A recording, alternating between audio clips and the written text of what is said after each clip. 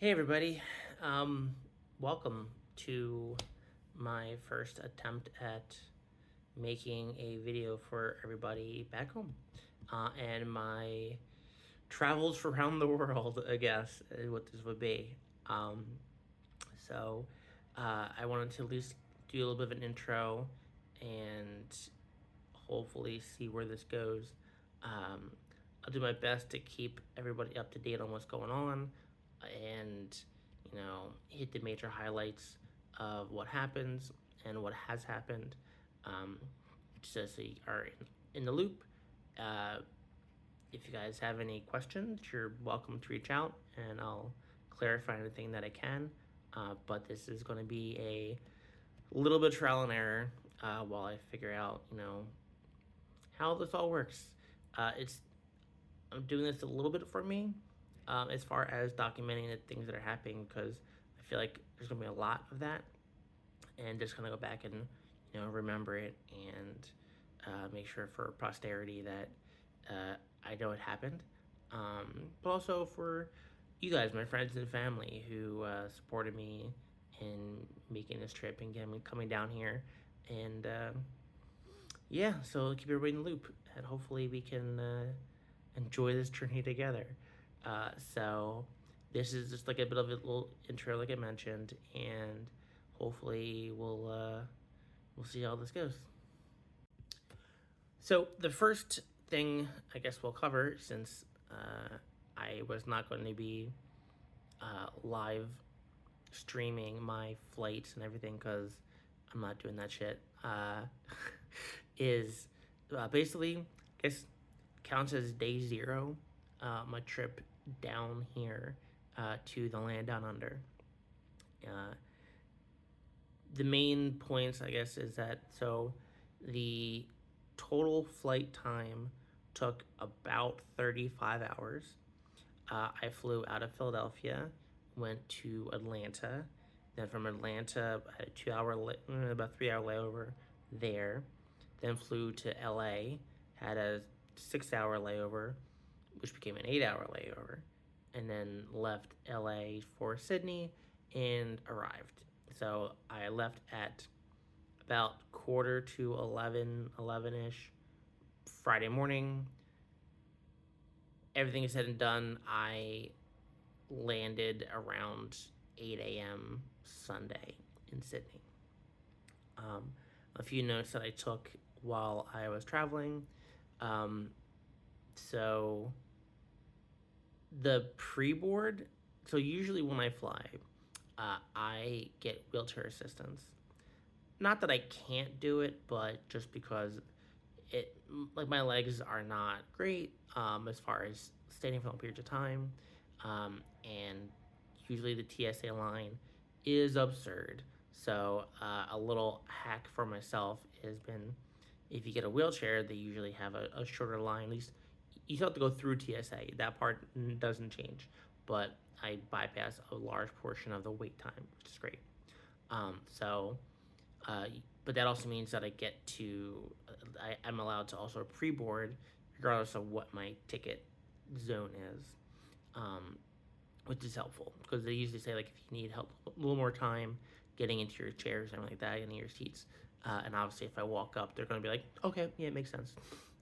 um, so, in my previous flights elsewhere, I have usually been maybe one of three, four, five people to actually do the pre board.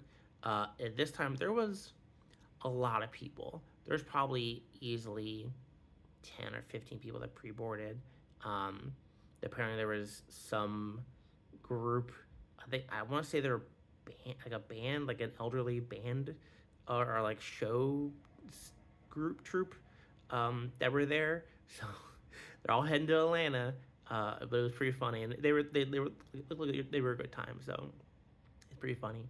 A couple of families with some children flying down as well, so they were able to pre-board as well. But it was I'd never seen a line that long, to be honest. So I was like a little surprised, but ultimately I still got on, no problems.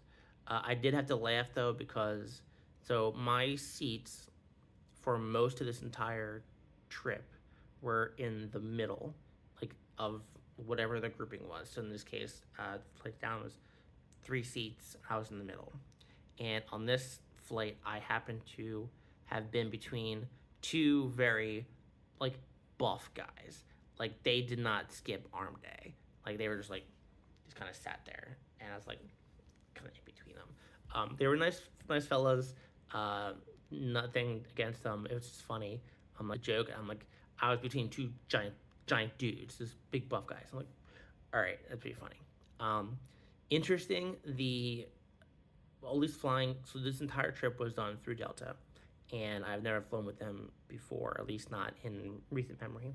So apparently, on all these trips, like the backs of the seats have TVs on them, which was actually kind of cool. And you can like go in and watch movies or TV shows or whatever through their viewing experience. So I did watch a couple movies since it was about a 2 hour flight, a little more than 2 hours, just from Philly to Atlanta. So we got a little movie time in there, which isn't too bad. Um, I One of the things is that so obviously to listen to it, you can plug a headset in. They were giving out headsets for everybody that came on, but it's little earpieces, and I hate them. My ears are weirdly shaped, so I never sit right.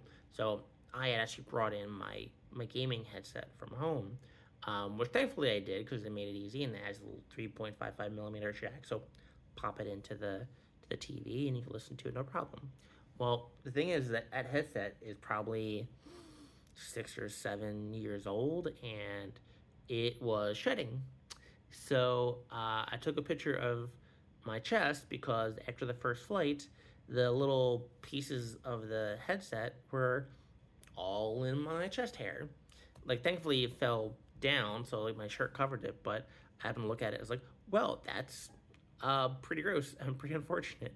So I uh, I was like, well, I'm not sure if this is gonna make the flight. So uh, one of the things I did have to comment, and this is because this was the entire trip, is obviously whenever you are um, flying, right? Whenever you're like on the plane and they're like getting ready to take off, they have their in-flight announcements and their little training thing about like how to use seatbelts and flotation devices and all that fun stuff.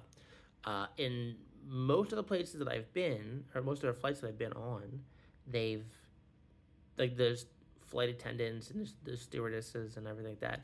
They are the ones that do the presentation. There's a recording that they play, but then they're doing the seatbelts and like the sides and everything like that. But on these flights now that they're all doing, it's all recorded. The video that they showed, in my opinion, is creepy.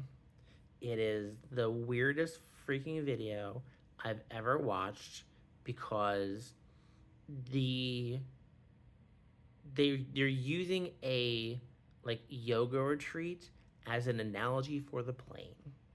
And so they're in this wooded area and like the main people that are talking almost look like they're AI generated.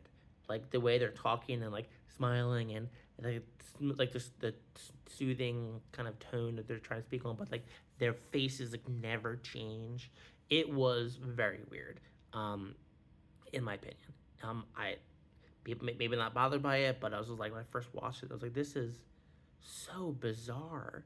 I mean, maybe it's just his flight, sure, because like they would have him in this like the middle of the woods, and they're sitting on a wooden bench, and they have the actors putting on the seatbelt, sure, and then having the mask come down, putting them on, okay, uh, but like at one point they're on like this like gazebo, and they have benches like kind of looking out into the forest, and so the guy who's doing the speeches is walking up and down. Well, he's always walking towards you at the back of the area, never walking away, but it's always like I guess the student he's walking back and forth.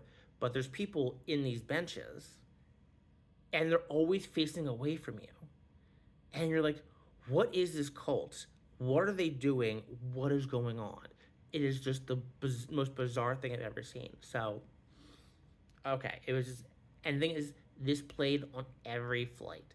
So literally from Philly to Atlanta, Atlanta, LA, and then LA to Sydney, this was the thing that played every single time.